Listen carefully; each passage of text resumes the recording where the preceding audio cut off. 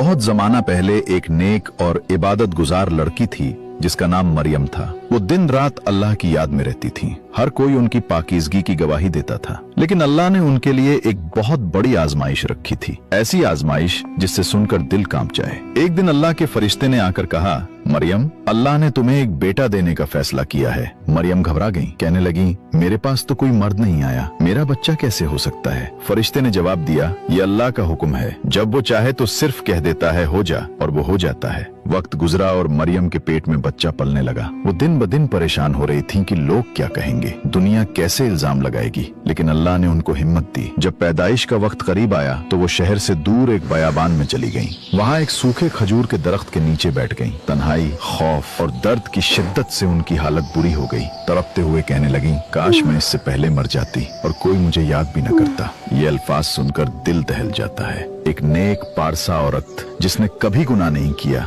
वो दुनिया के तानों से इतनी डर गई कि मौत की तमन्ना करने लगी। उसी लम्हे अल्लाह की रहमत नाजिल हुई। नीचे से एक आवाज आई, मरियम, गम न करो, तुम्हारे करीब एक चश्मा जारी कर दिया गया है। खजूर के दरख्त को हिलाओ, ताजा खजूरें तुम पर गिरेंगी। उन्होंने चश्मे का पानी पिया और खजूरें खाकर थोड़ी ताकत मिली। फिर बच्चा पैदा हुआ, हजरत ईसा। कुछ दिन बाद जब वो बच्चे को गोद में लेकर अपनी कौम के पास वापस आई तो लोगों ने शोर मचाया, मरियम, ये क्या है? तुम्हारे वालिद नेक आदमी थे, तुम्हारी माँ पाकीज़ा थी, ये बच्चा कहाँ से आया? ये अल्फाज तीर की तरह उनके दिल पर लग रहे थे, मगर अल्लाह ने पहले ही फरमा दिया था, तुम उनसे कुछ न कहना, सिर्फ इशारा करना। मरियम ने बच्चे की तरफ इशारा किया। लोग हंसने लगे, ये बच्चा कैसे बोल सकता है? और फिर अल्लाह के हुक्म से नन्हा ईसा झूले में बोल उठा, मैं अल्लाह का बंदा हूँ, उसने मुझे किताब दी है और नबी बनाया है। ये सुनकर सब लोग कांप गए। जिनको मरियम पर शक था वो हैरान रह गए कि एक नौमौलूद बच्चा कैसे अल्लाह की तौहीद और अपनी नबूवत का ऐलान कर सकता है। ये वाकया हमें बताता है कि अल्लाह जिसे चाहे इज्जत देता है। सारी दुनिया इल्जाम लगाए, लेकिन जब अल्लाह चाहे